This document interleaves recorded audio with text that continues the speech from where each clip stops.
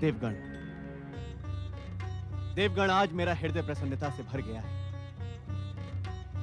स्वर्ग के प्रति, स्वर्ग की सुरक्षा के प्रति आप सबकी एक निष्ठा को देखकर आज इंद्र धन्य हो गया। नारायण नारायण। देवराज, तनिक ध्यान दे। देवगण स्वर्ग की नहीं, संसार की सुरक्षा की बात कर रहे हैं। इससे क्या अंतर पड़ता है देवर्षि? स्वर्ग है तभी तो संसार है। नहीं देवराज नहीं, संसार है इसी कारण वो स्वर्ग है, अन्यथा नारायण नारायण। व्यंग के अतिरिक्त आपके पास कोई अन्य शब्द नहीं है हमारे लिए? यदि आप अपने स्वार्थ पर अंकुश लगाएं, उचित बात करें, तो आपकी प्रशंसा के शब्दों का भंडार है मेरे पास। नारायण नारायण। परंतु देवगण, आप भयभीत ना हो। उचित अवसर पर स्वयं हम कुंभकर्ण को इच्छित वरदान ना देने का परमपिता ब्रह्मा जी से निवेदन करेंगे। विश्रवा के पुत्रों, ध्यान से सुनो। वैसे परंपरा तो यही है कि सर्वप्रथम ज्येष्ठ को वरदान दिया जाए, किंतु आज मैं उसका पालन नहीं करूंगा। ऐसा क्यों परमपिता?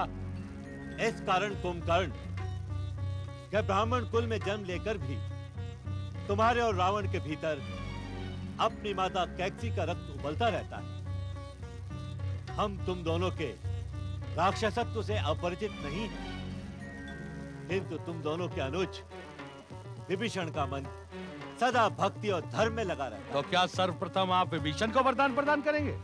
हाँ विभीषण, तुम अपना इच्छित वरदान हमसे मांग लो। किसी के मन की बात आपसे छिपी नहीं है परमपिता। आप मुझे मेरे योग्य वरदान प्रदान करें। ये सुनकर हम और भी प्रसन्न हुए विभीषण।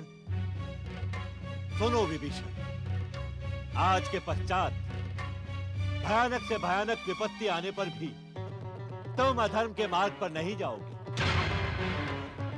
बिना शिक्षा प्राप्त किए ही संसार का समस्त ज्ञान तुम्हें प्राप्त हो जाएगा।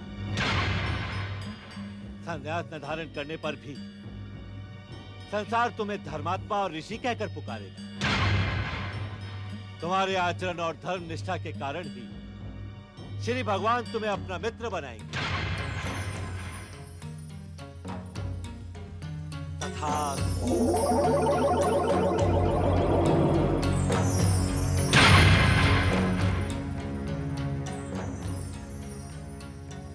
मुझे मेरा इच्छित वरदान प्रदान कर आपने मुझे धन्य कर दिया है परमपिता, धन्य कर दिया है।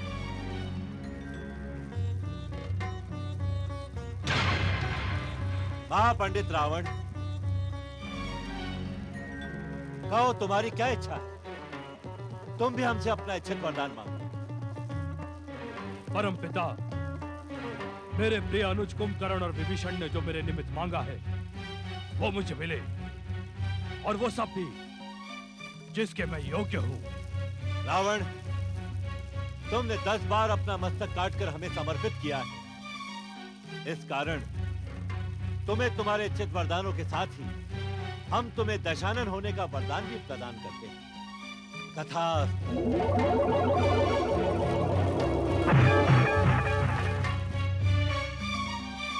आपने इच्छित वरदान प्रदान कर मुझे धन्य कर दिया परमपिता। आपको शत शत प्रणाम।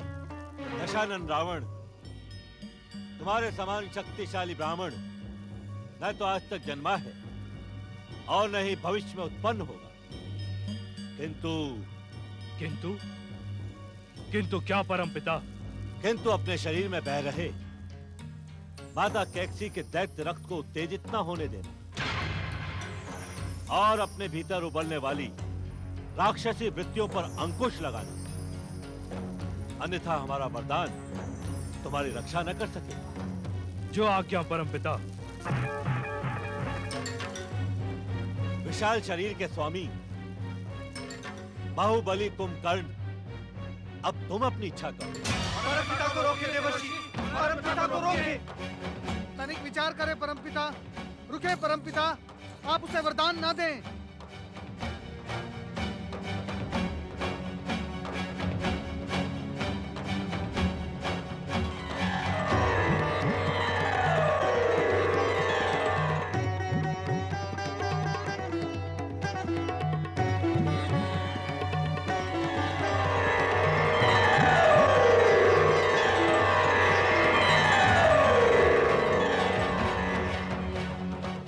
क्या बात है नारद? तुमने एक तपस्वी को वरदान देते समय बाधा क्यों उत्पन्न की? ये बाधा नहीं परमपिता, लोक कल्याण और संसार की रक्षा करना नारद का परम कर्तव्य है। अर्थात इस संसार का कोई भी रहस्य आपसे छिपा हुआ नहीं है परमपिता। भयानक शक्तियों से संपन्न कुंभकर्ण ने तीनों लोकों में बिना वरदान प्राप्त किए ही उत्पात मचा रखा है।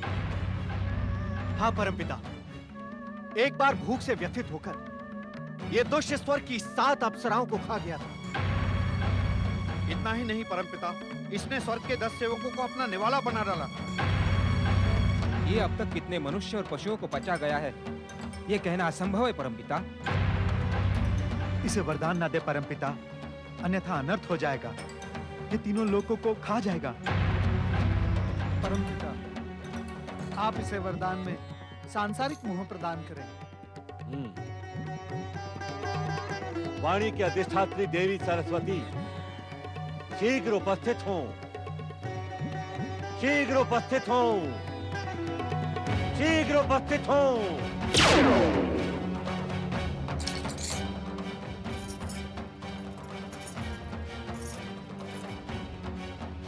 कहे स्वामी, मुझे क्यों स्मरण किया? वाणी की अधिष्ठात्री देवी सरस्वती, मैं इस समय अपने कर्तव्य के धर्म संकट में फंस गया हूं। यदि आप सहायता करें तब इस विशाल शरीर के स्वामी भयंकर कुंभकर्ण से तीनों लोगों की रक्षा होगी। सहायता नहीं स्वामी, आप आज्ञा करें। आपकी आज्ञा का पालन करना तो मेरा धर्म है। देवी सरस्वती, आप उस भयंकर राक्षस कुंभकर्ण की वाणी पर अंकुश लगाकर देवताओं और देवर्षि नारद के मनोकूल शब्दों का उच्चारण कराएं। जो आज्ञा स्वामी।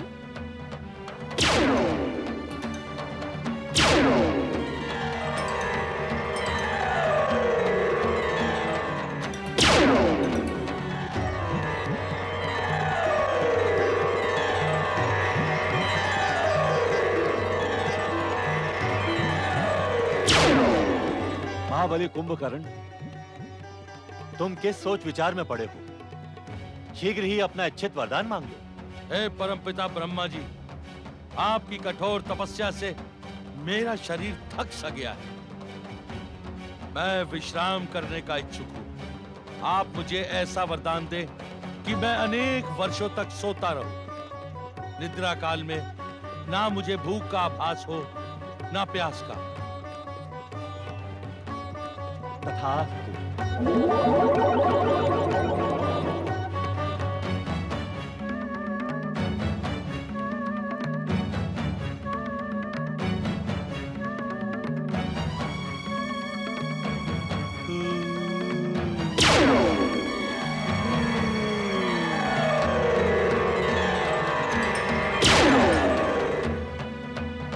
विश्रवा के धर्मज्ञ और पराक्रमी पुत्रों, सुनो। जब तक तुम तीनों के मध्य स्नेह, प्रेम तथा मित्रता रहेगी, तब तक संसार की कोई भी शक्ति तुम्हें परास्त नहीं कर सकेगी। तुम सबका कल्याण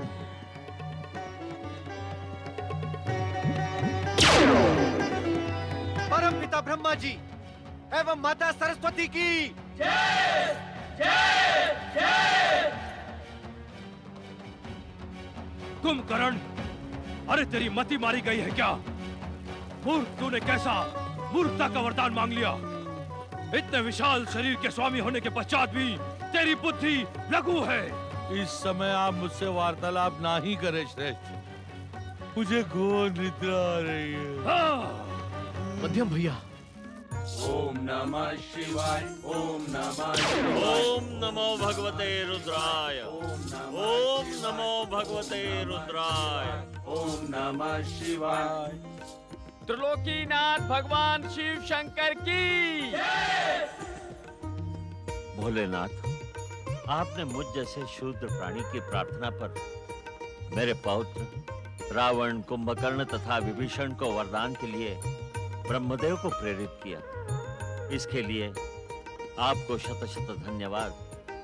आपके प्रति कृतज्ञता व्यक्त करने के लिए ही मैं कैलाश पर उपस्थित हुआ हूँ प्रभु।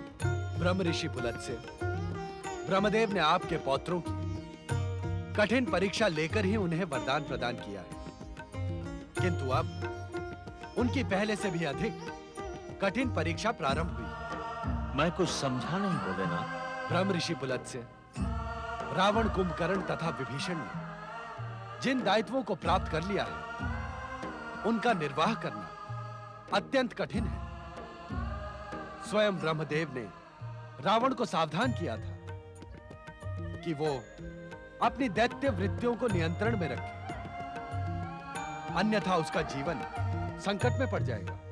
विश्वास रखे भोलेनाथ, मैं समय समय पर रावण को सत्कर्म, सदाचार तथा संयम पर चलने की प्रेरणा प्रदान करने के साथ ही आपके आदेश का स्मरण भी करवाता रहूंगा। अब मुझे आज्ञा दे भोलेनाथ। प्रणाम। नारायण नारायण। हम जानते हैं नारद कि तुम्हारी जिज्ञासा ने आकार लेना प्रारंभ कर दिया है। सत्य है भोलेनाथ, रावण के विषय में सुनकर मेरी जिज्ञासा ने उसका भविष्य जानने के लिए उत्सुक होना प्रारंभ कर दिया है।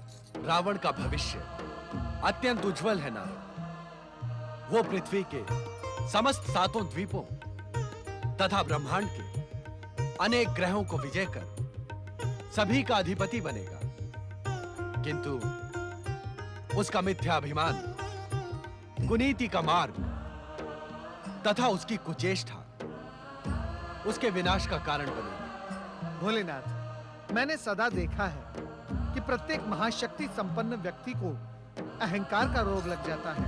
ऐसा क्यों प्रभु? जीवन में अहंकार भी एक परीक्षा है नारद। अर्थात जो व्यक्ति अपनी भक्ति, तपस्या तथा आराधना से महाशक्ति की कृपा प्राप्त कर लेता है, तो स्वयं विधाता अहंकार बनकर उसकी परीक्षा लेता है। नारायण नारायण। अर्थात आप स्वयं अहंकार को प्रेरित करते हैं। हाँ नारद, अहंकार हमारा ही अनुचर तथा दास है। हम ही अहंकार को अपने भक्तों की परीक्षा लेने के लिए प्रेरित करते हैं। ये आप क्या कह रहे हैं भोलेनाथ?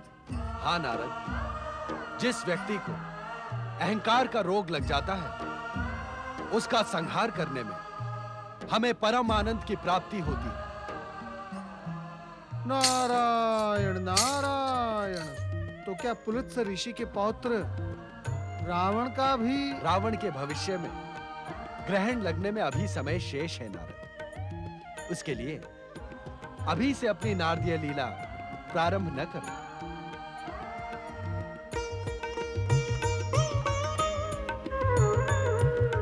ओम नमः शिवाय।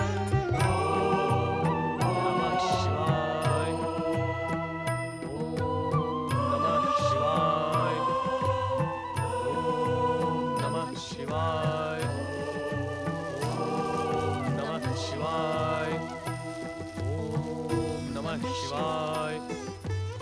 ओम नमः शिवाय। ओम नमः शिवाय। ओम नमः शिवाय। ओम नमः शिवाय।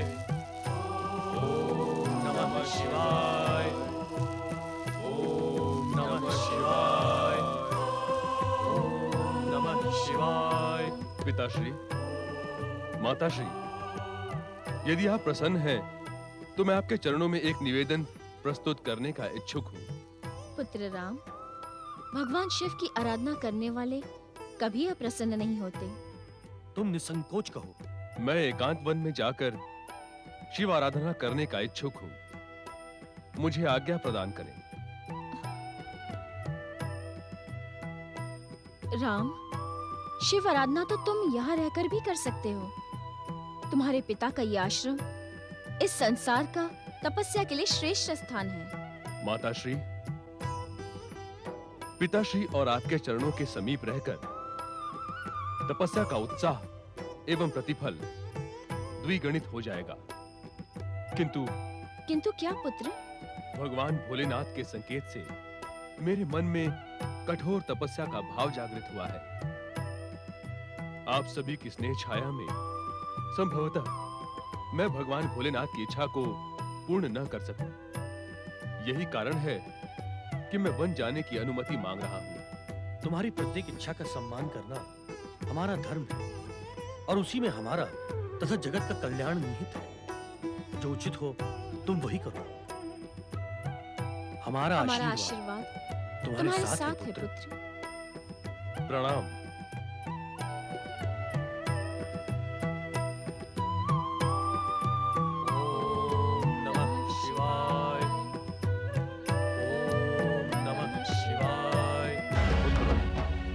हम तुम्हारी तपस्या पर अति प्रसन्न हैं। सहस्त्रों वर्षों से हमारे कुल ने भक्ति तथा तपस्या कर अपने को गौरवान्वित किया है और तुम तीनों ने भी उसी दिशा में सफलता प्राप्त कर अपने मातृकुल तथा पितृकुल को अविस्मरणीय बना दिया है। पुत्र दशानन रावण, तुम्हें ब्रह्मा जी ने भक्ति के स्थान पर शक्ति का वरदान दिया है। भविष्य में तुम्हारी क्या योजना है? निसंदेह माता, मुझे शक्ति का ही वरदान प्राप्त हुआ है। अब आपका पुत्र इस संसार का सबसे शक्तिशाली पुरुष है। अब दशानन रावण अपनी महान शक्ति से इस संसार का एक छत्र सम्राट बनेगा तथा पृथ्वीलोक वासियों को अपने चरणों में झुकाएगा। नहीं पुत्र नहीं, ये तुम क्या कह रहे हो? तुमने ब्राह्मण कुल में जन्म लिया है। ब्राह्मणों का कार्य तो जन कल्याण का है, समाज को अपने चरणों में झुकाने अथवा सम्राट बनने का नहीं। पुत्र रावण, तुम्हारा जन्म ब्राह्मण बनकर जगत कल्याण में अपना शरीर सुखाने के लिए नहीं हुआ है। अभी तो तुम्हारी शिराओं में मेरा दैत्य रक्त बह रहा है।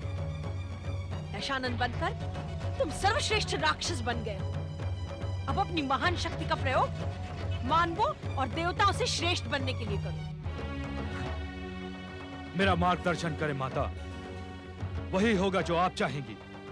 तो सुनो, अपने सौतेले भाई वैश्रवण कुबेर से उसकी जगत विख्यात स्वर्ण नगरी लंका छीन लो और उस पर अपना राक्षसी ध्वज फहराओ। सभी कोई सुनो, वरदानी दशानन रावण अपनी वरदानी शक्ति से सर्वप्रथम एक विशाल राक्षसी सेना एकत्रित कर स्वर्णद्वीप लंका पर अपना अधिकार करेगा और वहीं से विश्व विजय का प्रारंभ होगा। नहीं रावण नहीं, ऐसा घोर पाप न करना। कुबेर तुम्हारा भाई है। भाई? यह कहां का न्याय है पिताश्री कि एक भाई सोने की लंका का राजा बनकर रहे और दूसरा भाई इस तरह? रावण, अब आपका कुछ भी कहना व्यर्थ है पिताश्री, क्योंकि मैंने घोषणा कर दी है अब लंका ही हमारी राजधानी होगी। रावण पुत्र, तुमने कठिन तपस्या से महान कीर्ति अर्जित की है और महान व्यक्तियों को सदा मोह मद माया लोभ काम क्रोध और अभिमान से बचना चाहिए। तुम अपनी शक्ति के अभिमान में अपने भाई पर आक्रमण कर ऐसा घृणित कार्य न करना। यही तुम्हारे पितामह का आदेश और इच्छा है। आपने ये बताने में अधिक विलंब कर दिया पिताश्री, क्योंकि रावण निर्णय ले चुका है। अपने निर्णय को स्थगित करो रावण। संसार के स्वामी कैलाशपति भगवान शिव की यही इच्छा है। संसार के स्वामी भगवान शिव? मुझे ये महाशक्ति का वरदान आपके शिव ने नहीं दिया पिताश्री। यही कारण है कि उन्हें मुझे आदेश देने का कोई अधिकार नहीं। रावण, चलो अनुजों, हम अपना विश्व विजय अभियान प्रारंभ करें। किंतु श्रेष्ठ, क्या ये अभियान पिताश्री तथा पितामह का अनादर करके प्रारंभ होगा? अनुज विभीषण, ये अभियान तो मेरी घोषणा से ही प्रारंभ हो गया है। इनके आदर निरादर की मुझे तनिक भी चिंता नहीं।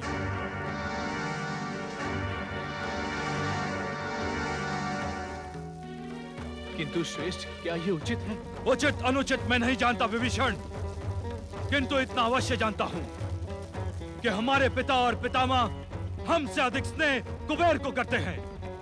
उसकी हितों की चिंता इन्हें सदैव रहती है चलो। अनुज विभीषण, क्या तुम अपने ज्येष्ठ भ्राता के महान अभियान में सम्मिलित नहीं हो गए? मुझे क्षमा करें श्रेष्ठ, युद्ध मुझे तनिक भी प्रिय नहीं है। मैं यहीं से आपकी विश्व विजय के लिए प्रार्थना करूंगा। विभीषण, एक बात का स्मरण रखना, विजय प्रार्थना से नहीं, शक्ति से प्राप्त होती है, शक्ति से। जिस शक्ति से तुम विजय प्राप्त करने जा रहे हो रावण, वो शक्ति भी तुम्हें प्रार्थना से ही प्राप्त हुई। ऋषिवर, इस वरदान से पहले भी मेरा रावण सर्वशक्तिमान था। कुंभकर्ण, कुंभकर्ण, तुम्हारी क्या इच्छा है मध्यम? युद्ध की तो तीव्र इच्छा है ज्येष्ठ भ्राताश्री, और सुना है कुबेर की नगरी के यक्षों का मांस भी स्वादिष्ट होता है। किंतु नींद से मेरा चित्त बोझिल हो रहा है। कुंभकर्ण, तुमने ब्रह्मा से ऐसा मूर्खतापूर्ण वरदान मांगकर अपना सर्वनाश कर लिया है। अब क्या रावण अकेला ही विश्व विजय अभियान पर निकलेगा?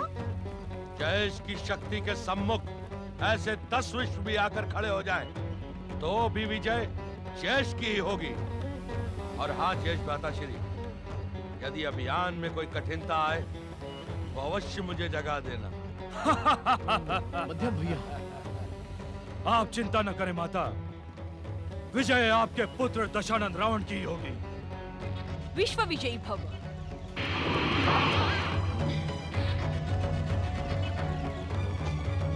विभीषण, तुम्हें भी अपने ज्येष्ठ भ्राता के साथ इस युद्ध अभियान पर जाना चाहिए था। क्षमा करें माता,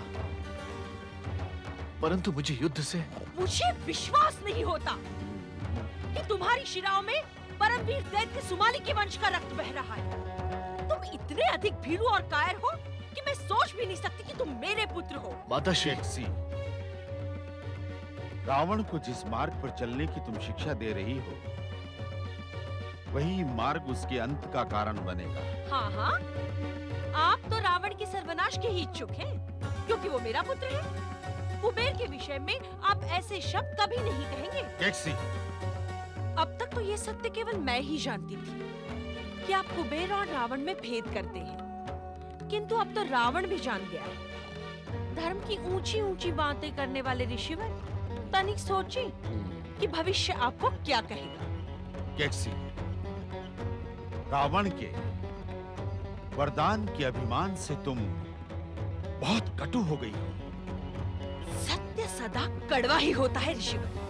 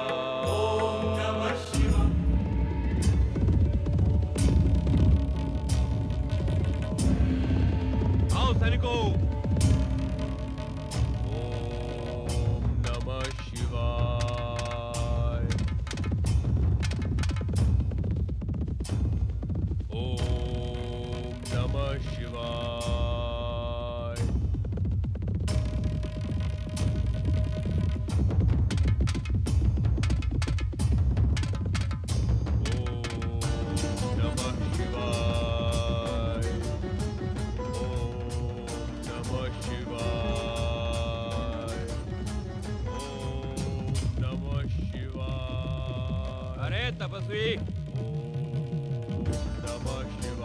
अरे ओ तपस्वी, क्यों शिव आराधना करके अपना समय गंवा रहा है?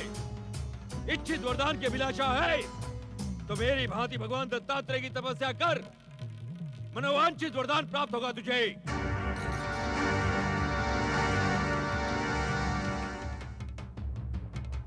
ओम नमः शिवाय, ओम नमः शिवाय। पृथ्वी के सबसे शक्तिशाली कार्तवीर की अवहेलना कर। इस दुष्ट ने अपनी मृत्यु को आमंत्रित किया है। सैनिकों, देख क्या रहे हो? बंदी बनाकर इसे कारागृह में डाल दो। जाओ।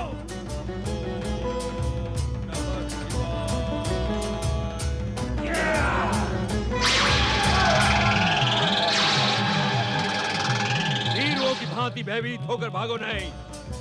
महेश्वती के वीर सैनिकों, ये अवश्य कोई मायावी तांत्रिक है। उचित समय आने पर मैं इसे दंड अवश्य दूंगा।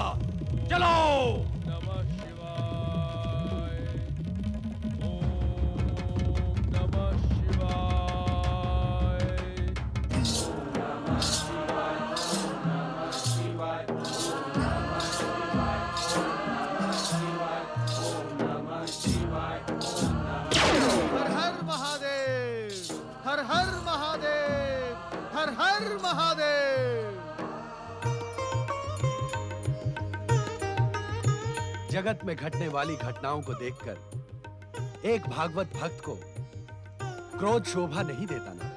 भोलेनाथ, उस दुष्ट अहंकारी कार्तवीर ने मेरे सम्मुख श्री हरि विष्णु के अंशावतार को अपशब्द कहने का दुस्साहस किया। मैं तो उसी समय उसे श्राप देने के लिए उत्तेजित हो रहा था भोलेनाथ, किंतु क्या देवर्षि?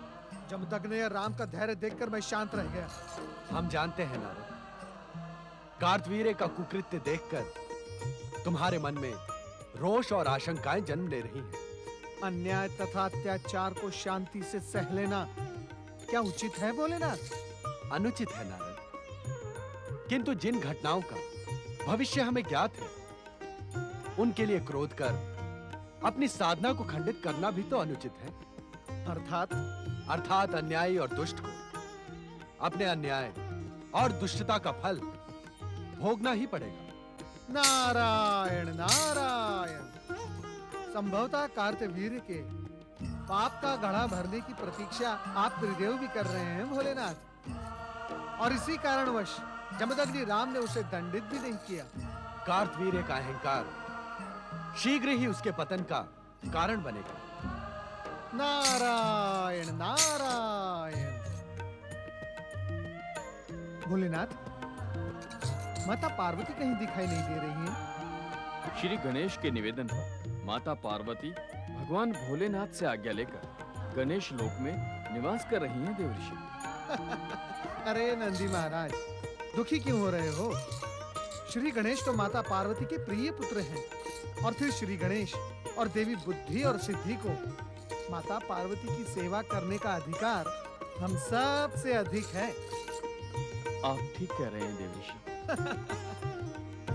किंतु देवऋषि, कई माता के साथ भोलेनाथ तो नहीं नहीं भृंगी, निश्चिंत रहो शिवगणों, निश्चिंत रहो। भगवान भोलेनाथ कैलाश और अपने भक्तों को अधिक समय तक छोड़ नहीं सकते। क्यों देवऋषि? नारायण नारायण। क्योंकि भगवान भोलेनाथ को अपने भक्तों के समीप रहने में प्रसन्नता मिलती है, और इसी कारणवश हम उन्हें भक्त वत्सल कहते हैं।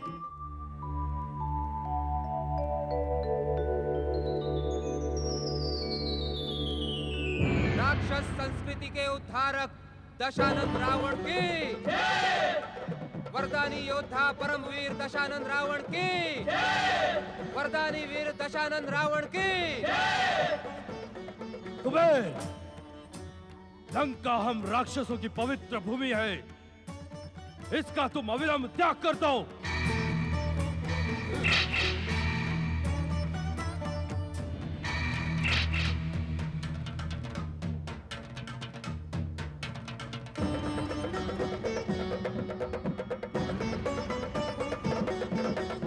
मैं अपने वरदानी वीर भाई दशानन की उपलब्धियों तथा शक्ति से अत्यंत प्रसन्न हूं।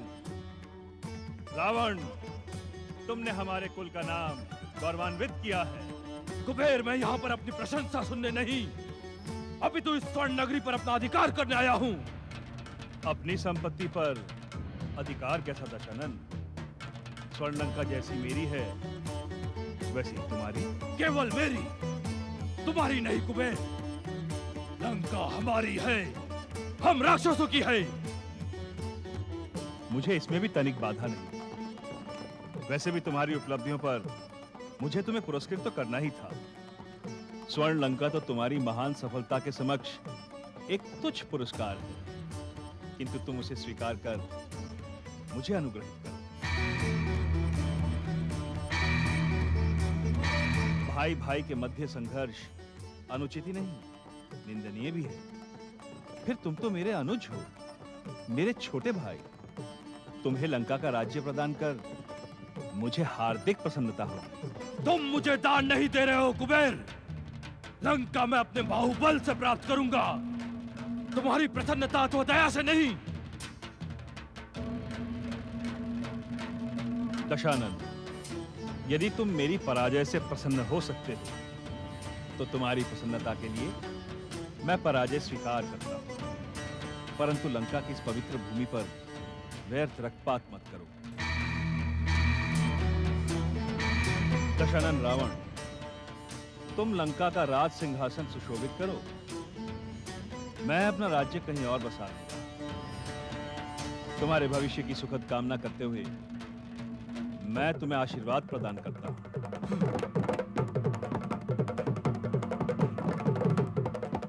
शीघ्र आसन ग्रहण करो।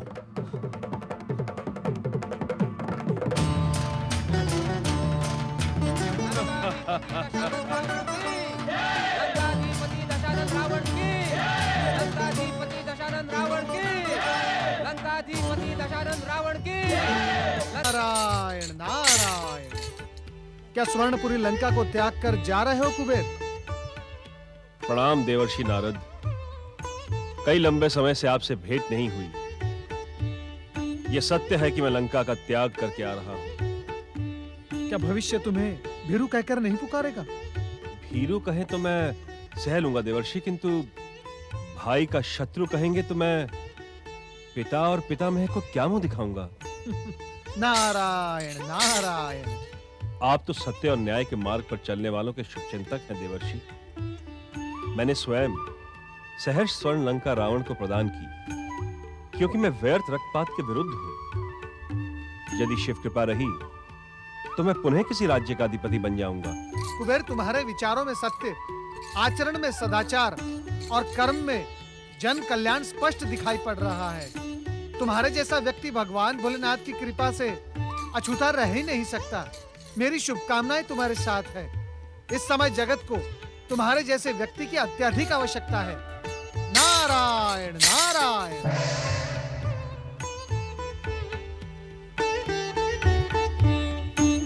ओम नमः शिवाय, ओम नमः शिवाय, ओम नमः शिवाय, ओम नमः शिवाय, ओम नमः शिवाय, ओम नमः शिवाय, ओम नमः शिवाय, ओम नमः शिवाय, ओम नमः शिवाय, ओम नमः शिवाय, नमः शिवाय, ओम नमः शिवाय।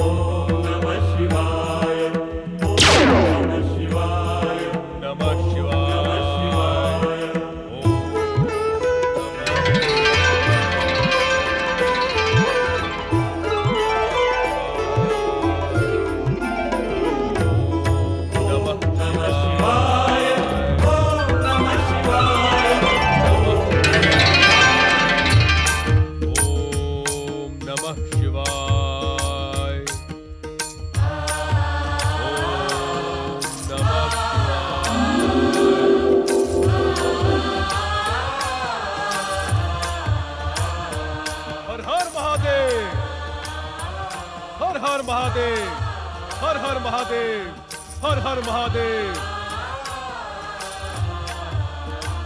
श्री हरि विष्णु के अवतार राम को ऐसी कठिन तपस्या करने की क्या आवश्यकता? तुम्हारी इच्छा मात्र से तुम्हें सब कुछ प्राप्त हो सकता है।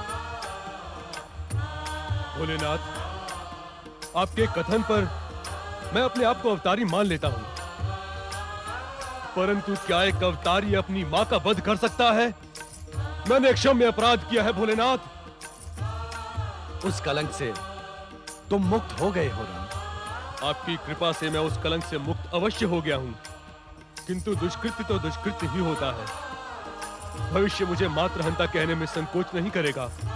कोई निर्बुद्धि ही तुम्हें मातृहंता कहने का दुस्साहस करेगा राम, क्योंकि मातृ हत्या के पीछे तुम्हारा उद्देश्य उसे दंडित करना नहीं था, अपितु उसे उसके पापों से मुक्ति प्रदान करना था।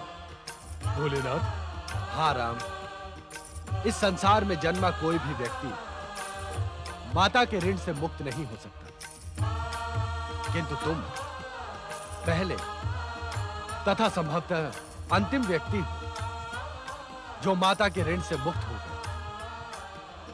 आज तक तो मां ही पुत्र को जीवन प्रदान करती थी, किंतु तुमने अपनी माता को नवजीवन प्रदान किया है।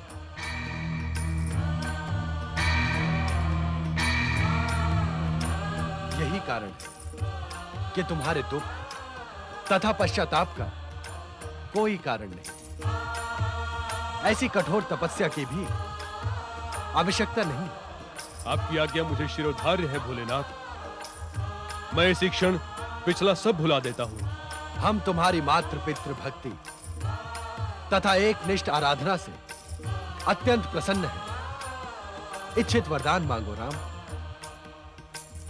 आपके चरणों की भक्ति के अतिरिक्त मेरी कोई इच्छा नहीं है भोलेनाथ, न राजपाट की न भोग विलास की। मैं अकिंचन ही रहने का इच्छुक हूं। परंतु हम तुम्हें वरदान देने का निश्चय करके ही यहां प्रकट हुए हैं। तुम्हें वरदान मांगना होगा, यह हमारी इच्छा है। तो जिस योग्य आप मुझे समझते हैं वैसा ही वरदान प्रदान करें, जिससे मैं धर्म की रक्षा और मानवता की सेवा कर सकूं।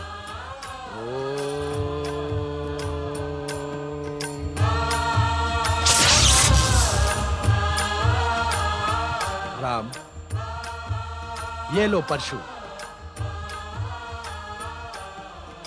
इस परशु को धारण करने के साथ ही अब तुम राम से परशुराम बन जाओगे। संसार तुम्हें परशुराम नाम से ही आदर प्रदान करेगा।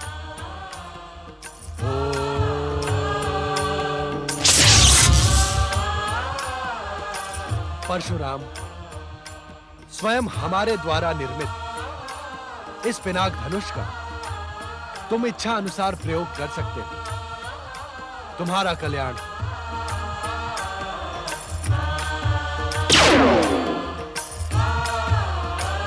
हर हर महादेव, हर हर महादेव। लंकाधिपति दशानन रावण की। कहो मंत्रीवर, क्या समाचार है? लंकाधिपति, हमने आपके आदेशानुसार अंगदीप, यवदीप, मलयदीप, संगदीप, कुशदीप तक के सभी राजा महाराजाओं को आपकी दैत्य संस्कृति स्वीकार कर लेने का संदेश भेज दिया है महाराज। हमारे संदेशों के प्रति उत्तर में क्या अभी तक कोई संदेश प्राप्त हुआ है? अभी तक संदेश वाहक भी लौटकर नहीं आए महाराज। क्षमा लंकाधिपति, क्षमा मांगने की आवश्यकता नहीं है मामा कंपन। आप निसंकोच कहें। मुझे तो विश्वास ही नहीं होता कि संदेश मात्र से ये राजा महाराजा हमारी दास्ता तथा दैत्य संस्कृति स्वीकार कर लेंगे। ऐसी स्थिति में हमारा क्या करना उचित होगा मामा कंपन? दशानन, यदि हम इनमें से किसी एक शक्तिशाली राजा को पराजित कर उसे आपकी दास्ता तथा अपनी दैत्य संस्कृति स्वीकार करने के लिए विवश कर दे, तो अन्य राजा महाराजा भयभीत होकर हमारी ओर स्वतः झुक जाएंगे। मैं आपसे पूरी तरह सहमत हूं मामा कंपन। अब रावण अपने विश्व विजय के लिए और अधिक प्रतीक्षा नहीं कर सकता। लंकाधिपति दशानन रावण की, लंकाधिपति दशानन रावण की, दैत्य संस्कृति के अवतार दशानन रावण की। बंद करो रावण की ये जय का।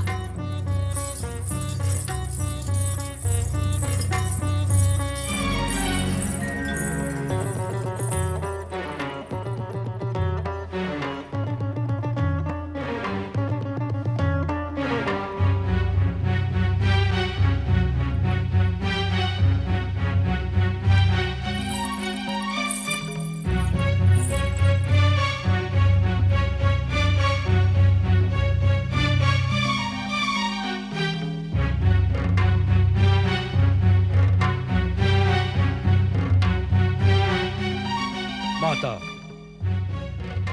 आपके क्रोध का कारण मेरी समझ में नहीं आया। आज संभवतः मेरे जीवन का यह पहला अवसर है जब आपने परंपरागत दैत्य ढंग से मेरे माथे को सूंघ कर मुझे आशीर्वाद नहीं दिया। मैं यहाँ तुम्हें आशीर्वाद देने नहीं आई हूँ दशानन। अभी तो ये पूछने आई हूँ कि क्या बाहुबलियों का किसी वस्तु को दान में प्राप्त करना योग्य है? क्या तुमने इस स्वर्ण लंका को कुबेर से दान में प्राप्त किया है? क्या एक दैत्य होते हुए भी तुम युद्ध से भयभीत हो गए? माता, यदि ऐसा है तो अपनी विश्व विजय की महत्वाकांक्षा के साथ साथ दैत्य संस्कृति का ढिंढोरा पीटना छोड़ दो और अपने पिता के आश्रम में जाकर साधु बन जाओ।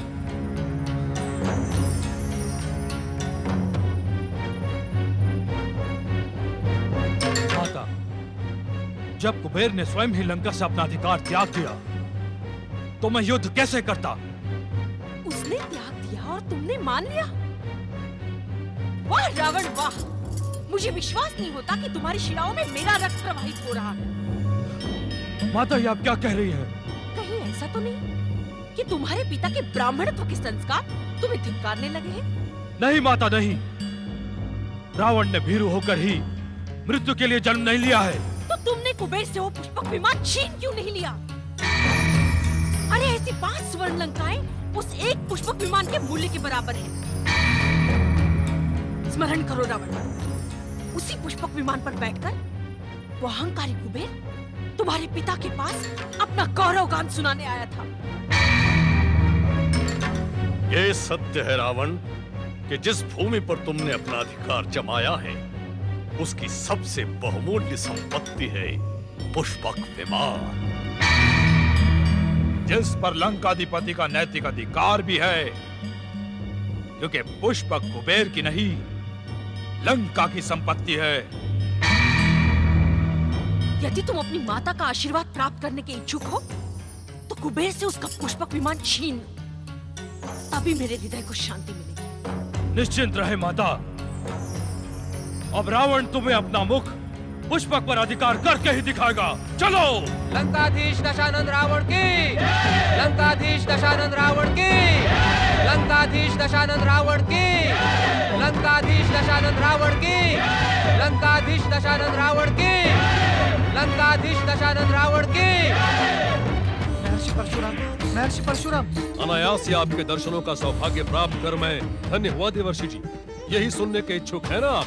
महर्षि परशुराम, सत्य तो ये है कि स्वयं मैं आपके दर्शन प्राप्त करने के लिए अवसर ढूंढ रहा था और आज देवयोग से वो अवसर मुझे प्राप्त हो गया। मेरे आराध्य श्री हरि विष्णु और भगवान भोलेनाथ के आप परम भक्त हैं। महर्षि परशुराम, आज आपके दर्शन प्राप्त कर नारद धन्य हो गया। क्या आदेश सुनाने आए हैं आप? आपको आदेश सुनाने का साहस मैं नहीं कर सकता महर्षि परशुराम। मैं एक निवेदन लेकर उपस्थित हुआ हूँ। हम निवेदन सुनने के आदि नहीं है देवर्षि। जो कुछ कहना है अति शीघ्र कहो। ये वन प्रदेश महाजनक राज्य मिथिला का सीमावर्ती क्षेत्र है। यहाँ से कुछ ही दूरी पर महाराज जनक ने माता गौरी के भव्य मंदिर की स्थापना की थी। आप भगवान भोलेनाथ के परम भक्त हैं। क्या आप महाराज जनक को आशीर्वाद प्रदान नहीं करेंगे? देवर्षि, मिथिला नरेश पर तो भोलेनाथ और माता पार्वती की असीम कृपा है। उनके सम्मुख हमारे आशीर्वाद का क्या मूल्य? आपके आशीर्वाद का मूल्य आशीर्वाद प्राप्त करने वाला ही समझ सकता है। मैं इतना अवश्य जानता हूँ कि आपका आशीर्वाद ही बहुमूल्य है। मेरा आपसे यह अनुरोध है कि आप महाराज जनक को आशीर्वाद देकर कृतार्थ करें। अर्थात आपके अनुरोध का पालन करना मेरा परम कर्तव्य है, यही ना देवर्षि? मैं वहाँ अवश्य जाऊंगा। वैसे भी माता गौरी के मंदिर की स्थापना से मिथिला राज्य तीर्थ स्थान बन जाएगा और तीर्थ यात्रा से जीवन सफल हो जाता है। श्री हरि विष्णु के अंशावतार महर्षि परशुराम की जय हो। दशानन लंकेश्वर रावण की लंकेश्वर रावण की दशानन लंकेश्वर रावण की दशानन लंकेश्वर रावण की। अलकापुरी के इस नए क्षेत्र में हमारी पहली प्राथमिकता है हमारी प्रजा को अन्न, जल, किसी भी प्रकार की असुविधा ना हो। माता लक्ष्मी की असीम कृपा से हमें धन का किसी प्रकार का अभाव नहीं है। हमारी प्रजा को भी हर सुविधा उपलब्ध होना आवश्यक है। महाराज, प्रजा की संतुष्टि के समाचार हमें प्रतिदिन प्राप्त हो रहे हैं।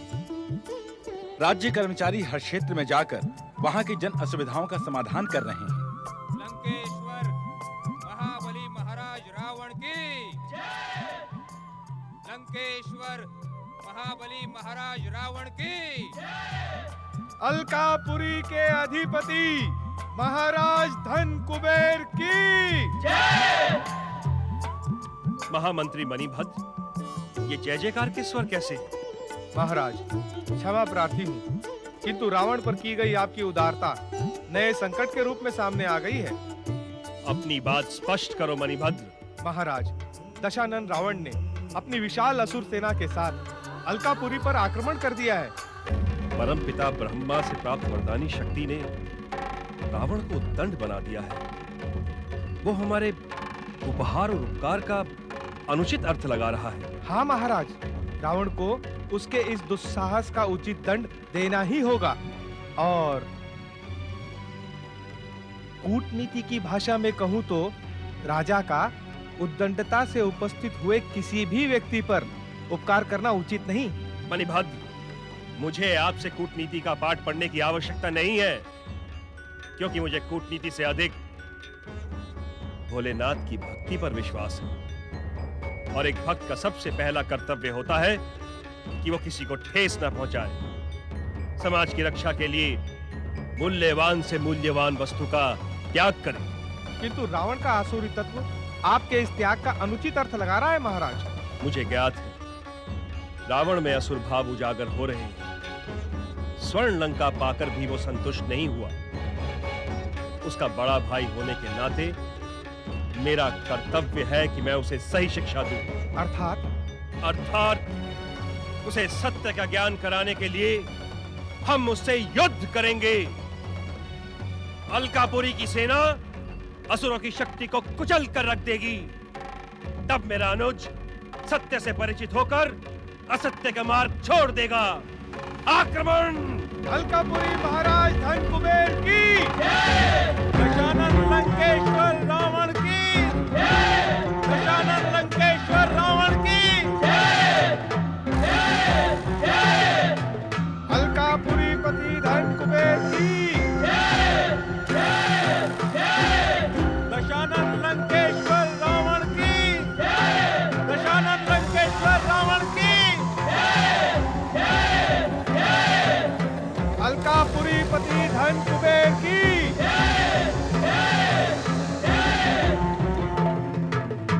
संग्राम! आक्रमण!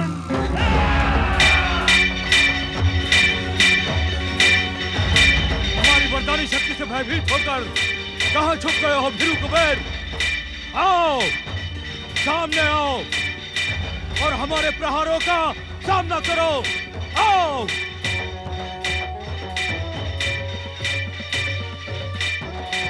मेरे प्रहारों का सामना कर। निर्लज्ज रावण, तू किसी कृपा के योग्य ही नहीं। तुझे अपना छोटा भाई समझकर और तेरी उपलब्धियों से प्रसन्न होकर मैंने तुझे अपनी स्वर्ण लंका पुरस्कार में दी थी, किंतु तू किसी पुरस्कार के योग्य ही नहीं।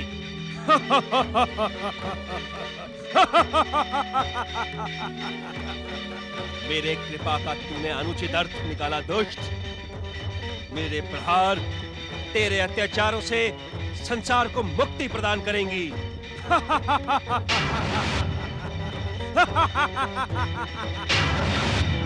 धन की आराधना करने वाले कुबेर शक्ति के उपासक रावण को चुनौती देने का दुस्साहस कर रहा है।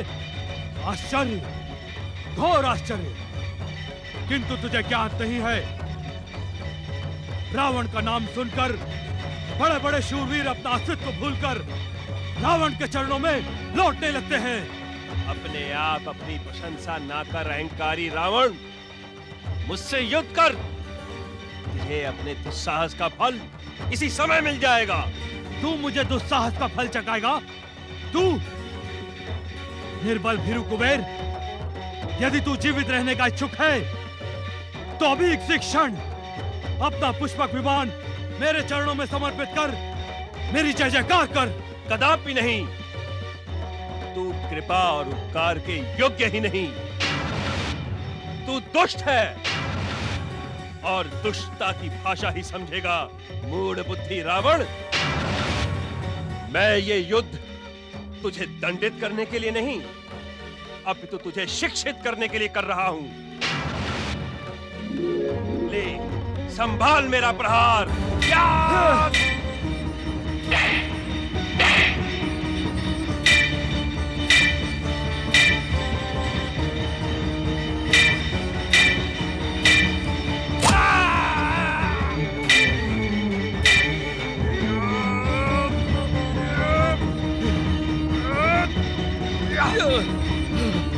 रावण, तू बार बार भ्रमित होकर अलकापुरी में कुछ मांगने आए।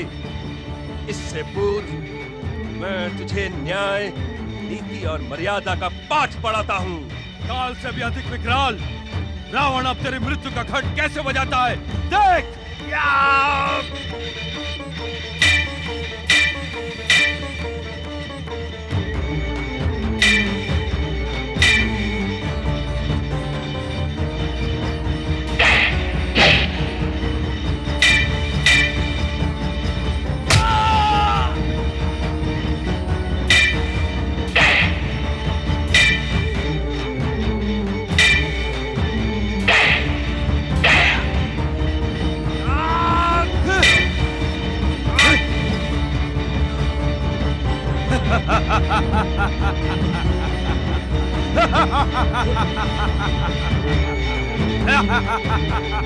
अब बचा ले अपना मृत्यु घंट।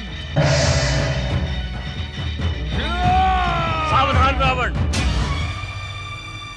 अन्याय, अत्याचार और निर्लज्जता की भी एक सीमा होती है रावण। जिस बड़े भाई ने तुम्हें प्रोत्साहित करने के उद्देश्य से स्वर्ण लंका सहर्ष प्रदान की, उसकी हत्या का विचार कर अपने आप को स्वार्थी न बना। जा, लौट जा यहां से। क्षमा प्रार्थी हूं पितामह, किंतु इस समय मैं आपकी आज्ञा पालन करने में असमर्थ हूं। मैंने अपनी माता कैकसी को वचन दिया है कि मैं कुबेर का पुष्पक विमान प्राप्त किए बिना उन्हें अपना मुख भी नहीं दिखाऊंगा। ये तुम क्या कह रहे हो रावण? तुम्हारी माता केकसी मेरी भी माता है। उनको दिए हुए वचन की पूर्ति करना तुम्हारी भांति मेरा भी कर्तव्य है। यदि तुमने इस बात का उल्लेख पहले किया होता तो इतने निर्दोष व्यक्तियों का रक्तपात न होता। जिस तरह मैंने तुम्हें स्वर्ण लंका प्रदान की थी, उसी तरह मैं तुम्हें पुष्पक विमान भी प्रदान करता हूं। कुबेर, भविष्य में कीर्ति गाथा तुम्हारे स्वभाव की प्रशंसा में कभी संकोच नहीं करेगा। रावण, ऐसे आदर्श भाई के प्रति उपकार व्यक्त करो। इससे तुम स्वयं गौरवान्वित हो और साथ ही मन में संकल्प करो कि अपने भाई के प्रति द्वेष नहीं रखो। पितामह, मैंने कुबेर को पराजित किया है। इसका अर्थ यह है कि मैंने इससे पुष्पक विमान अपने बाहुबल से प्राप्त किया है। यदि आप बीच में ना आते तो यह भीरू यमलोक में होता। दशानन लंकेश्वर की, दशानन लंकेश्वर की, दशानन लंकेश्वर की। विनाश काले विपरीत बुद्धि। स्वामी, विगत कई दिनों से एक प्रश्न ने मुझे व्यग्र कर रखा है। माँ का हृदय सदा अपने पुत्रों के कल्याण के लिए ही व्यग्र होता है। निश्चित ही यह व्यग्रता उसी भाव को लेकर उत्पन्न हुई होगी। अंतर्यामी, इस संसार में उत्पन्न होने वाले हर प्रश्न का उत्तर तो आप हैं। क्या मेरे मातृत्व की प्रशंसा कर आप मेरी व्यग्रता का शमन नहीं करेंगे? अवश्य देवी। तुम त्रेता के इस नवीन युग को लेकर चिंतित हो? हाँ स्वामी, क्या दैवी शक्तियाँ इस त्रेता युग में उतनी प्रभावशाली नहीं रहेंगी जितनी सतयुग में थी? देवी पार्वती, इस वर्तमान त्रेता युग और समाप्त हुए सतयुग में अंतर इतना ही है कि दैवी शक्तियां सतयुग में अधिक शक्तिशाली थी और असुर शक्ति का नाश करने में सक्षम थी। अर्थात इस त्रेता युग में दैवी शक्तियों की सामर्थ्य क्षीण हो जाएगी। हाँ पार्वती, पुण्यों के पृष्ठों पर पाप की उपस्थिति हो जाने के कारण दैवी शक्तियां आसुरी शक्तियों को पूर्ण रूप से समाप्त नहीं कर पाएंगी। इसका परिणाम क्या होगा स्वामी? युग परिवर्तन के कारण साधारण मानवों में भी आसुरी शक्तियों का प्रभाव दृष्टिगोचर होगा, जिसके परिणाम स्वरूप मानवों और असुरों में अंतर करना कठिन हो जाएगा। ये तो अत्यंत घातक स्थिति होगी स्वामी। स्थिति कितनी भी अधिक घातक क्यों ना हो पार्वती, अंत में विजय सत्य की ही होगी। जानती हो क्यों? क्यों स्वामी? क्योंकि हर युग के सहस्त्र व्यक्तियों के मध्य एक ऐसा व्यक्तित्व जन्म लेता है जो अपने कर्मों से संपूर्ण युग की धारा को मोड़ने में समर्थ होता है। व्यक्ति, व्यक्तित्व, इन दोनों में क्या अंतर है स्वामी? देवी पार्वती, व्यक्ति में ही व्यक्तित्व प्रकाशित होता है। यही कारण है कि यकायक इसमें अंतर करना संभव नहीं होगा। किंतु व्यक्ति तथा व्यक्तित्व दोनों ही भिन्न भिन्न हैं।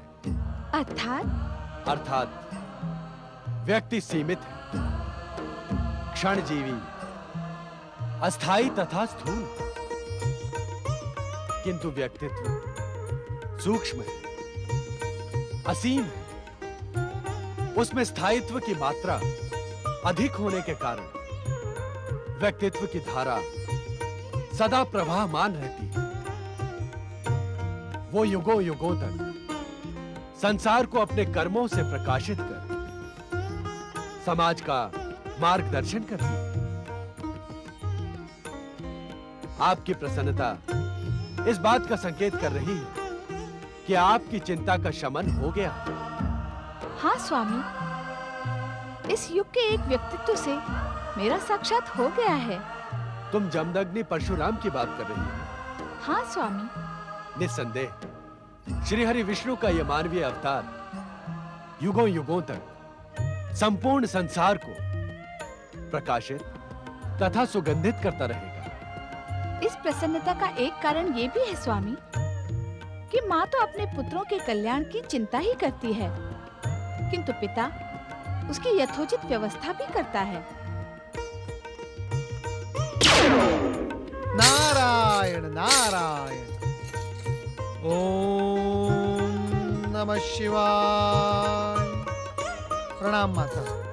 अहोभाग्य, अहोभाग्य। आज भगवान भोलेनाथ और माता पार्वती के एक साथ दर्शन हुए, वो भी गहन चर्चा में लीन रहते हुए। नारद, तुम्हारे आगमन से चर्चा जीवंत हो उठती है।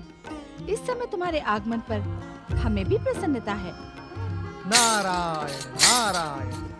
माता, आपकी जीवित चर्चा को अधिक जीवंत करने के लिए मैं यहाँ एक जीवंत प्रश्न लेकर उपस्थित हुआ हूँ। नारद, इस समय तुम जो प्रश्न लेकर उपस्थित हुए हो वह हमें ज्ञात है, किंतु उस दुखद प्रसंग में जीवंतता कहां से उत्पन्न हो गई? क्षमा स्वामी, ये तो चर्चा परिचर्चा के विरुद्ध कार्य है। अर्थात आप तथा नारद सांकेतिक भाषा में बात करते रहे और मैं सूत्र जोड़ने का प्रयास ही करती रहूं। पार्वती, लंकेश्वर रावण ने अलकापति कुबेर को युद्ध में परास्त कर उसका पुष्पक विमान हस्तगत कर लिया है। उससे भी अधिक आश्चर्य यह है कि इस दुखद प्रसंग में भी नारद जीवंतता ढूंढ लाया। नारायण नारायण।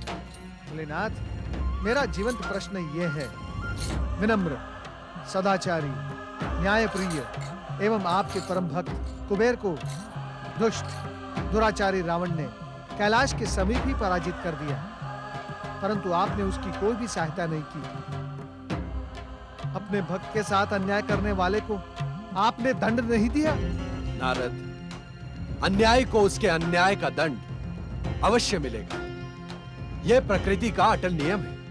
भोलेनाथ, यह कैसा दंड है? दुराचारी रावण का अहंकार सदाचारी कुबेर के पुष्प विमान को प्राप्त कर 7वें आसमान पर पहुंच गया। नारद, दुराचारी को कभी कभी दंड तत्काल ही प्राप्त हो जाता है तथा कभी कुछ समय पश्चात। अर्थात? तनिक प्रतीक्षा करो, तुम्हें तुम्हारे इस अर्थात का उत्तर मिल जाएगा। नंदी, आज्ञा स्वामी। कुछ समय पश्चात एक व्यक्ति विमान द्वारा हमारा कैलाश क्षेत्र पार करेगा, किंतु तुम अपनी शक्ति से उसे तब तक रोके रहोगे जब तक हम उससे भेंट न कर लें। जो आज्ञा स्वामी।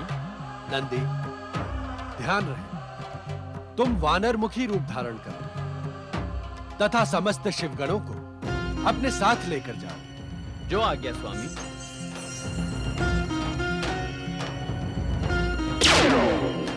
हर हर महादेव, हर हर महादेव, हर हर महादेव, हर हर महादेव, हर हर महादेव, हर हर महादेव, हर हर महादेव, जय जय शिव शंकर। अपने सदाचारी विनम्र बड़े भाई कुबेर से कृतज्ञता करने वाले रावण को हमसे मिलना ही होगा नारद, और ये मिलन वास्तव में विचित्र होगा।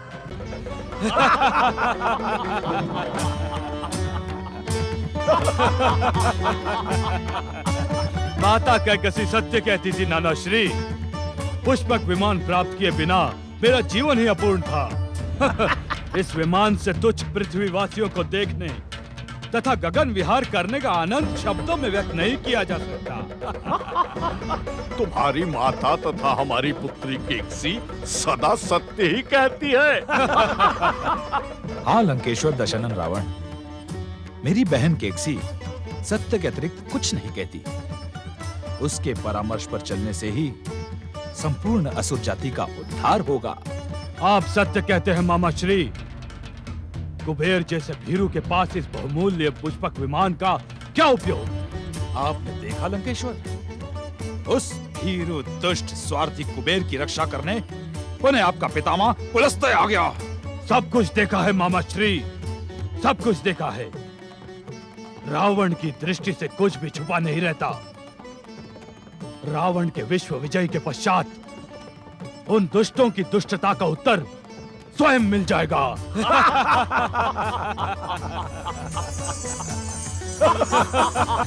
विश्व विजय के पश्चात आप अपनी प्रजा को देखने इस विमान में जाएं। कितना अद्भुत क्षण होगा वो अद्भुत क्षण अब शीघ्र ही आने वाला है मामा श्री।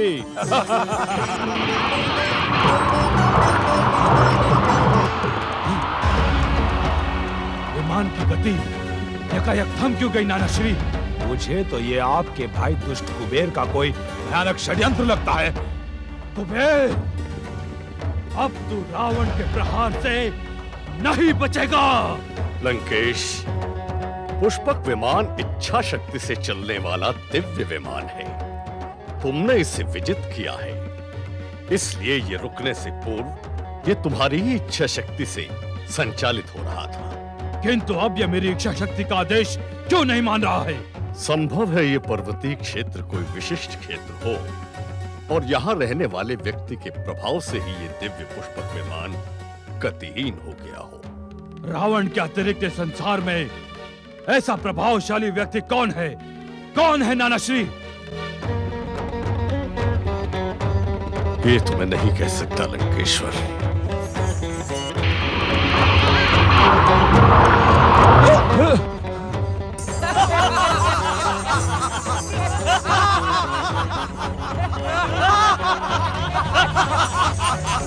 इस प्रकार मूर्खों के समान क्या हंस रहे हो वानर? हम वानर नहीं, वानर मुखी है रावण। स्वयं हमें मूर्ख कहने वाले स्वयं मूर्ख हैं। दुष्ट वानर! महाबली रावण अपने शत्रुओं को कभी जीवित नहीं छोड़ता।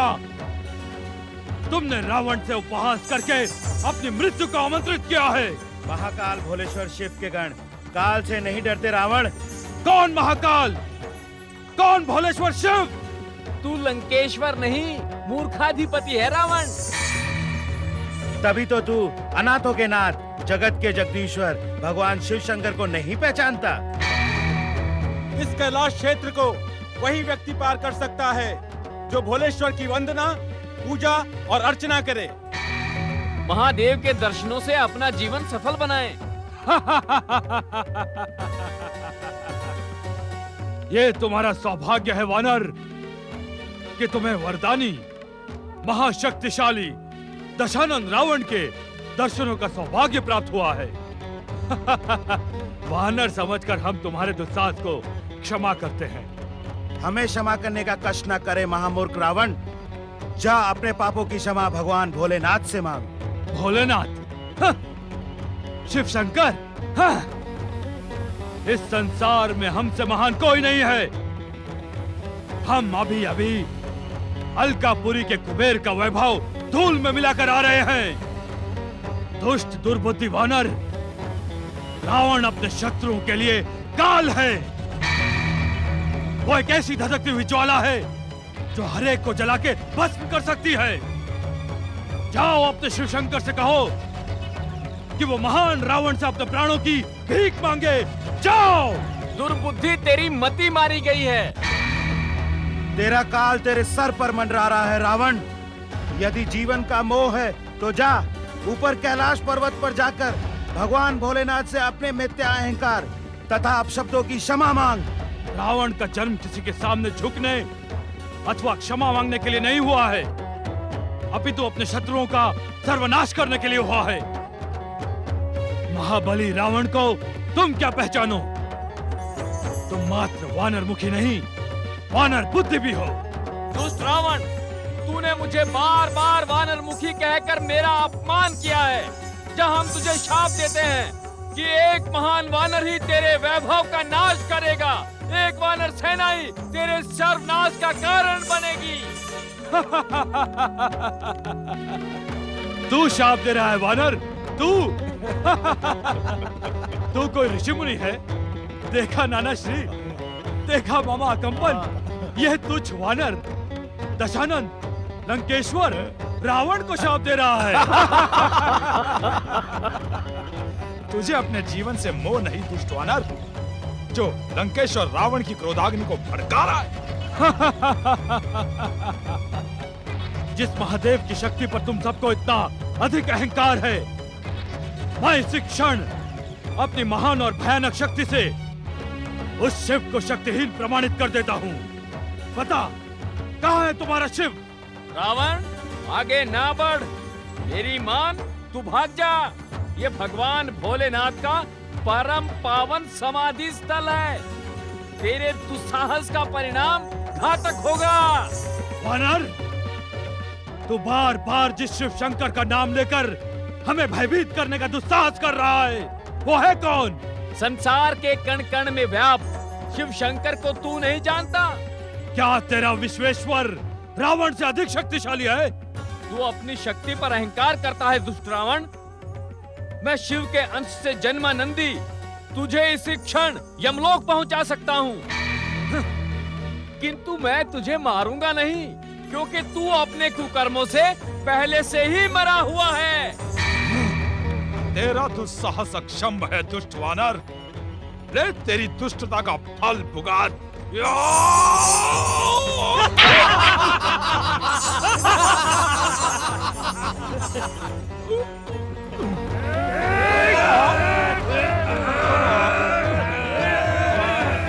दुष्ट वानर, तेरा ये दुस्साहस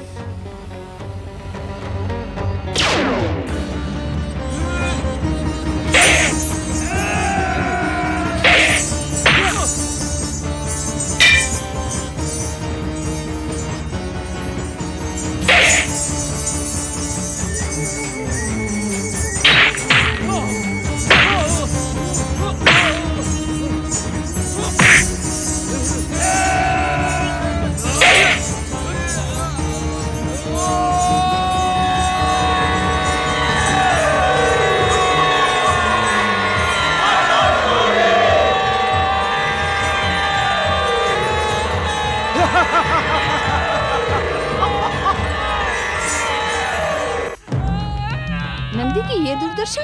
रावण के सम्मुख तुम असफल हुए नंदी। असफल नहीं स्वामी, पराजित हुआ। उसने मुझे युद्ध में पराजित किया। शिवांश से उत्पन्न नंदी को पराजित करने वाले को देखने की हमारी तीव्र इच्छा है। भोलेनाथ। स्वामी। तो तुम हो रावण।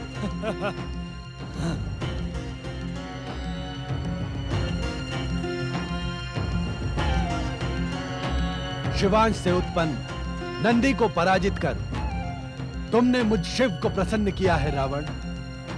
तुम्हारा बाहुबल प्रशंसनीय है। तुम कुशल पूर्वक तो हो।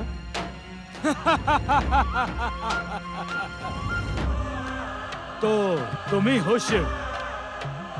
आश्चर्य कि तुम मेरी कुशलता का समाचार पूछ रहे हो। अपने प्रिय भक्त नंदी की दुर्दशा नहीं देखी? गण प्रमुख नंदी को परास्त करने वाले रावण को देखने की तीव्र इच्छा ही तो हमें यहाँ खींच लाई। मुझ काल के सम्मुख अपनी हर इच्छा पूर्ण कर ले शिव। वेद और नीति शास्त्र का महापंडित रावण किसी की भी इच्छा पूर्ण नहीं रहने देता। हमें पहचानने में भूल न करो रावण। यदि तुम काल हो तो हम महाकाल। महाकाल? तब तो आज मेरे परशु को युद्ध का पूर्ण आनंद मिलेगा। आनंद नहीं रावण, परम आनंद। किंतु यह कैलाश हमारा क्षेत्र है। यहाँ तुम हमारे अतिथि। मुझे अतिथि की नहीं, युद्ध की अभिलाषा है। हम तुम्हारी हर अभिलाषा पूर्ण करेंगे रावण, किंतु अभी तुम विश्राम कर लो। कार्य पूर्ति ही मेरा विश्राम है। शिव, त्रिशूल उठाओ। जैसी तुम्हारी इच्छा रावण।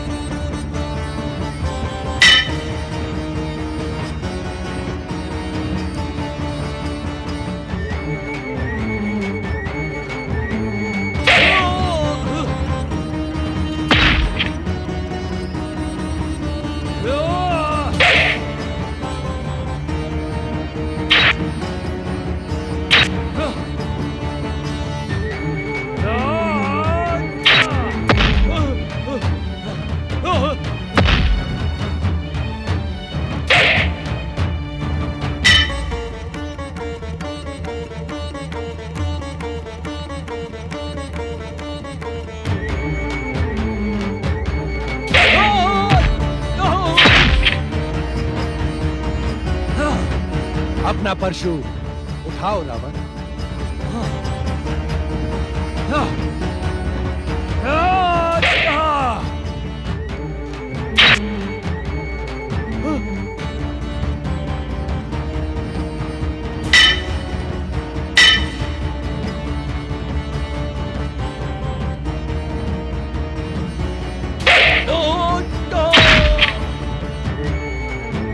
लंकेश्वर रावण अभी थका नहीं होगा। उठाओ परशु।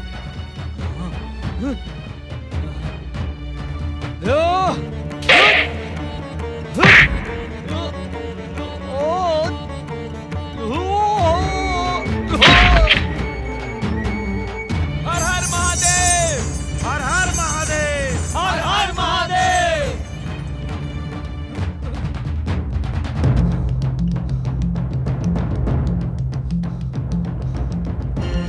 विश्राम के इच्छुक हो रावण? नहीं, विश्राम नहीं। किंतु तुम युद्ध कहां करते हो?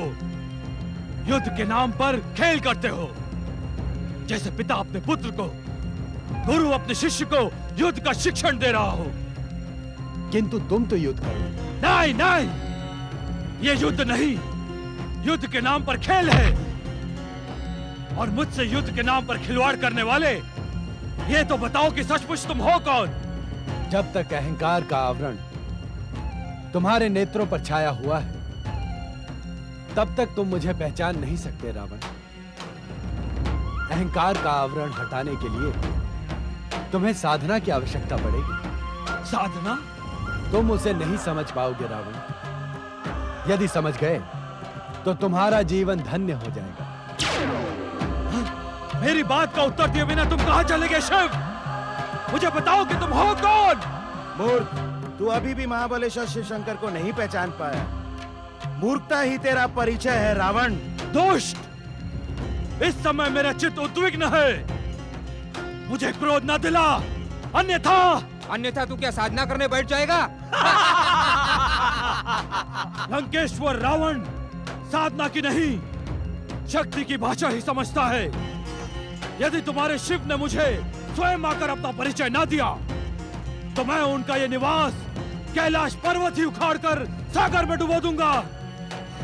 ऐसा दुस्साहस न कर रावण, अन्यथा तू भस्म हो जाएगा। शिव कोप से अपनी रक्षा कर रावण।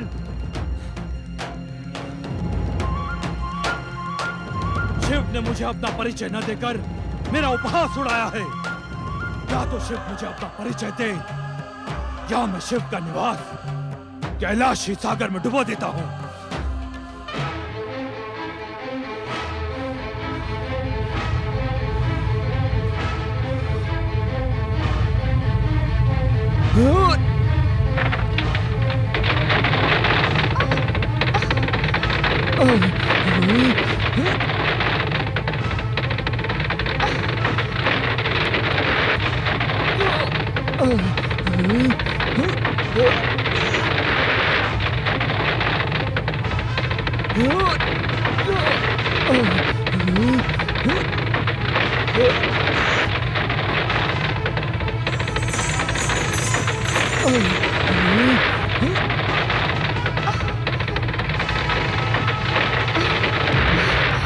ये क्या हो रहा है स्वामी?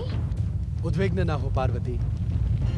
यह एक अहंकारी का अहंकार है, जो खंडित होने की अभिलाषा लेकर प्रस्तुत हुआ है। अहंकारी का अहंकार? हाँ पार्वती, विश्व विजय तथा तीनों लोकों का स्वामी बनने का स्वप्न देखने वाला लंकेश्वर रावण आज कैलाश भूमि पर अपने अहंकार के साथ उपस्थित हुआ है। ऐसा अहंकार मैंने आज तक किसी वीर का ऐसा शक्ति प्रदर्शन नहीं देखा। यह प्रदर्शन युग परिवर्तन की सूचना भी है देवी पार्वती। युग परिवर्तन की सूचना? हमने आपसे कहा था ना देवी कि इस नवीन त्रेता युग में असुर तथा अशुभ शक्तियां अत्यधिक शक्तिशाली होकर उभरेंगी। आपने तो ये भी कहा था स्वामी कि परिणाम कितने भी अधिक घातक क्यों न हो, विजय सत्य की ही होगी। हाँ देवी, अंत में विजय सत्य की ही होगी। क्या इससे घातक परिणाम हो सकते हैं स्वामी कि किसी दुष्ट के अहंकार से जगत के स्वामी का सिंहासन डोलने लगे? अहंकारी लंकेश्वर को उसके दुस्साहस का उचित दंड दें स्वामी। तुम्हारी इच्छा का सम्मान करते हुए हम कैलाश को इसी क्षण स्थिर किए देते हैं। स्थिर करने से लंकेश्वर को उसकी दुष्टता का दंड कैसे मिलेगा स्वामी? दुष्ट की दुष्टता उसके अहंकार में छिपी होती है। कैलाश के स्थिर हो जाने से उसका अहंकार खंडित हो जाएगा, जिससे उसे सत्य का ज्ञान स्वतः ही हो जाएगा।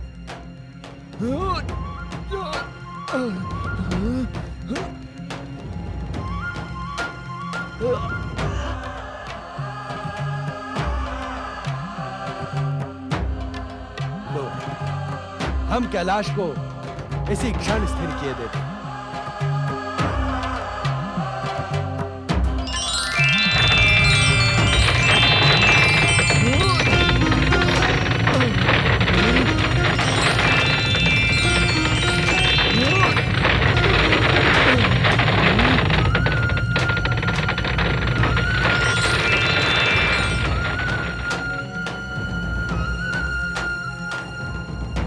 हर हर महादेव, हर हर महादेव, हर हर महादेव, हर हर महादेव, हर हर महादेव, हर हर महादेव, हर हर महादेव।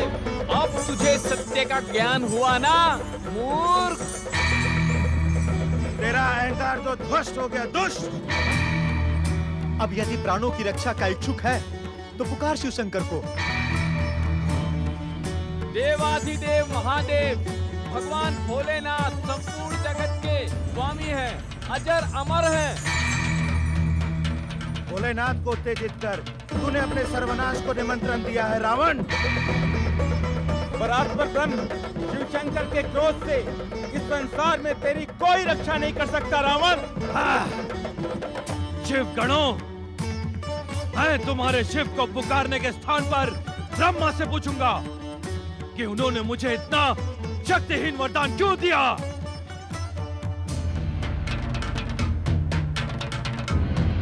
ब्रह्मदेव, ब्रह्मदेव, परमपिता ब्रह्मदेव, मेरी पुकार सुने। ब्रह्मदेव, यदि आपने मेरी पुकार ना सुनी तो मैं आपका नाम लेकर आत्महत्या कर लूंगा और एक ब्राह्मण की हत्या का पाप आपके मस्तक पर लगेगा। ब्रह्मदेव, आपके मस्तक पर। ब्रह्मदेव, यदि आपने मेरी पुकार ना सुनी तो मैं आपका नाम लेकर आत्महत्या कर लूंगा। जागे स्वामी जागे।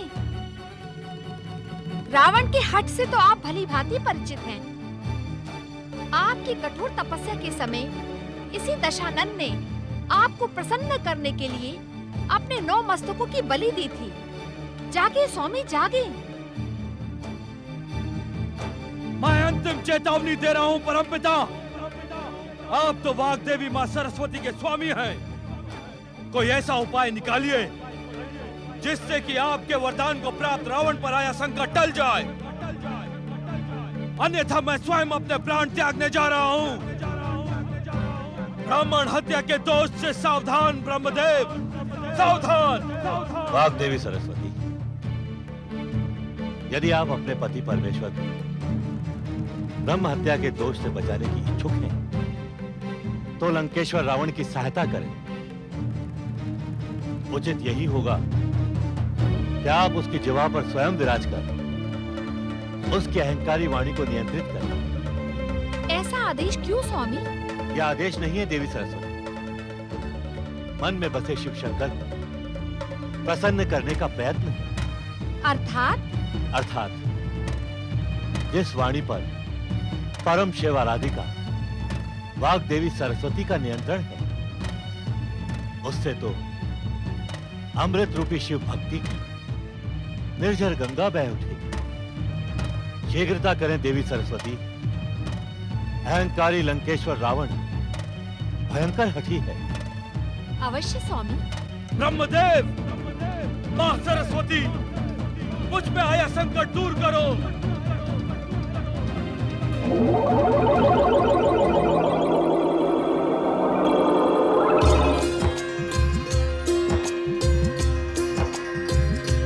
तुमने आशुतोष भगवान शिव शंकर की महानता का बखान बंद क्यों कर दिया शिवगणों?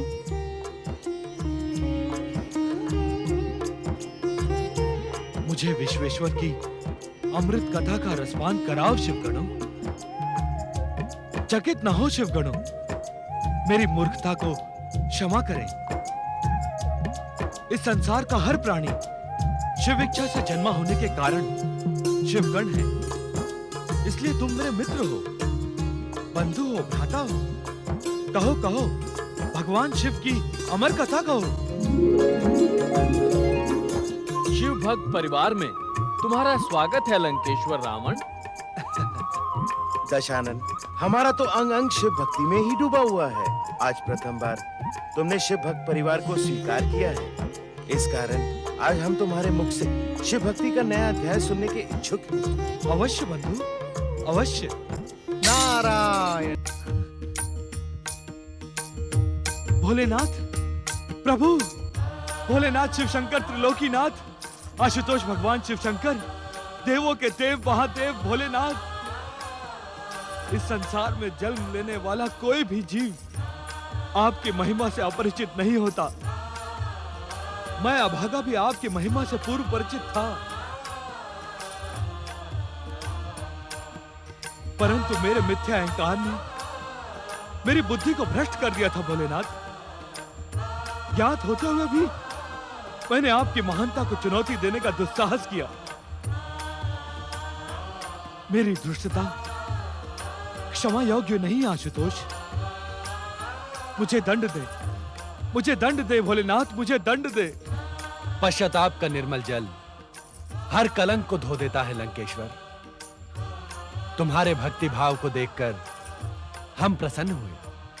तब इस दुष्ट पापी अहंकारी रावण को अपने तुच्छ भक्त के रूप में स्वीकार करे। तुम्हारे सम्मुख हमारी उपस्थिति यही प्रमाणित करती है दशानन कि हमने तुम्हें भक्त के रूप में स्वीकार कर लिया है।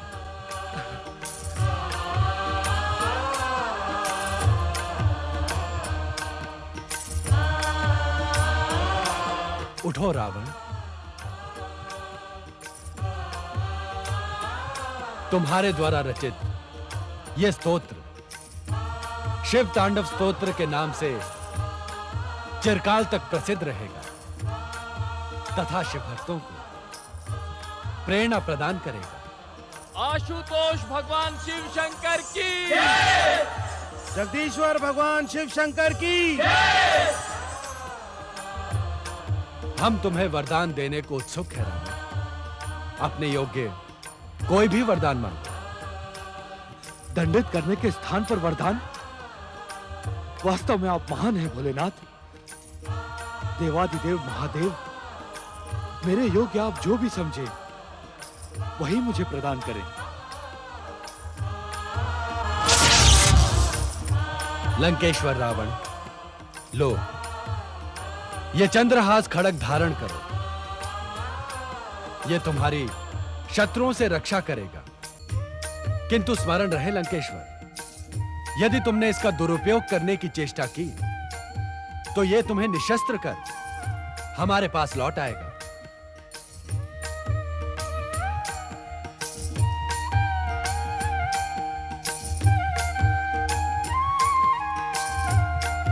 मुझे ऐसा आशीर्वाद दे भोलेनाथ कि मेरा अंग अंग आपकी भक्ति का गुणगान करे। मेरा सर्वस्व आपकी महानता का गुणगान करे। आप जैसे दयालु भक्त वात्सल्य के दर्शन पाकर मेरा जीवन धन्य हो गया, धन्य हो गया भोलेनाथ।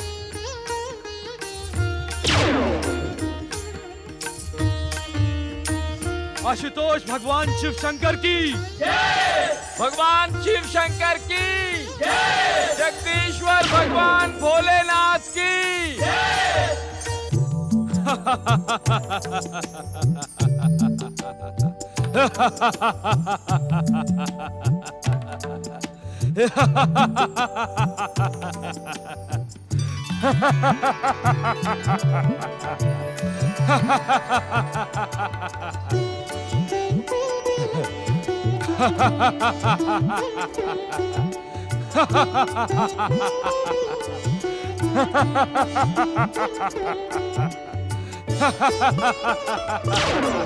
नारायण नारायण। प्रणाम देवर्षि नारद, आपके दर्शन पाकर मैं कृतार्थ हो गया। आश्चर्य है, घोर आश्चर्य। लंकेश्वर रावण, आपको ये कैसे ज्ञात हो गया कि मैं ही देव ऋषि नारद हूँ? आपका और मेरा परिचय इससे पूर्व तो कभी हुआ नहीं। आप जैसे महानुभाव को परिचय की आवश्यकता ही नहीं है। आप तो चर्चा से ही प्रचलित और परिचित हो जाते हैं। नारायण नारायण, अर्थात मेरे पिता महामुनि विशर्वा के मुख से मैंने आपकी अनेक कथाएं सुनी हैं। बालकाल से ही मेरे मन में आपके दर्शनों की अभिलाषा थी। आज आपने स्वयं दर्शन देकर मेरी अभिलाषा पूर्ण कर दी। नारायण नारायण। लंकेश्वर, आपसे परिचय होने के पश्चात ऐसा प्रतीत होता है कि आज से पूर्व आपके विषय में जो कुछ भी सुना था सब मिथ्या था। नारायण नारायण। आपने मेरे विषय में क्या सुना था देवर्षि? यही कि श्रेष्ठ तथा विशुद्ध ब्राह्मण कुल में जन्म लेने पर भी आप में राक्षसी अंश अधिक है। वीर होने पर भी आप अहंकारी और अत्याचारी है। देवर्षि नारद। नारायण नारायण। लंकेश्वर, इस समय आपने जो विनम्रता का आवरण ओढ़ रखा है, कहीं वो भगवान भोलेनाथ की भक्ति का प्रभाव तो नहीं है? आपकी ये विनम्रता कहीं क्षणिक सिद्ध तो नहीं होगी ना? नारद। नारायण नारायण। अर्थात शिव भक्ति का प्रभाव समाप्त हुआ और आप पुनः मिथ्या अहंकार के शिखर पर पहुंच गए। लंकेश्वर। देवर्षि नारद, क्या आप यहाँ मेरा अपमान करने के लिए प्रकट हुए हैं? नहीं नहीं लंकेश्वर, मैं तो यूं ही आपको मिलने की उत्सुकता वश ही यहाँ प्रकट हो गया था। ये कैसी उत्सुकता है जो मुझे अपमानित करने का दुस्साहस कर रही है? नारायण नारायण। आप इसे अपना अपमान क्यों समझते हैं लंकेश्वर? मुझे सत्य सत्य का ज्ञान भली भांति है देवर्षि। आप मुझे अपनी चतुराई का पाठ पढ़ाने की चेष्टा कदापि न करें। अब आपका क्रोध ज्वालामुखी का रूप धारण कर आपको भस्म करने लगा है। मैं यहाँ से अदृश्य हो रहा हूँ। नारायण नारायण। अदृश्य होकर तुमने अपनी प्राण रक्षा कर ली नारद। अन्यथा भोलेनाथ के इस दिव्य चंद्रहास खड़क का उद्घाटन अभी यही हो जाता। मूर्ख रावण, क्या तुझे इतना भी ज्ञात नहीं कि भगवान भोलेनाथ की कृपा से नारद को अभय का वरदान प्राप्त है? नारायण नारायण। अपने क्रोध पर संयम रखो रावण, अन्यथा तुम कदापि सर्व सिद्धियां प्राप्त नहीं कर पाओगे। हाँ। नारायण नारायण नारायण। भजमन Narayan Narayan Narayan. Ha ha ha ha ha ha!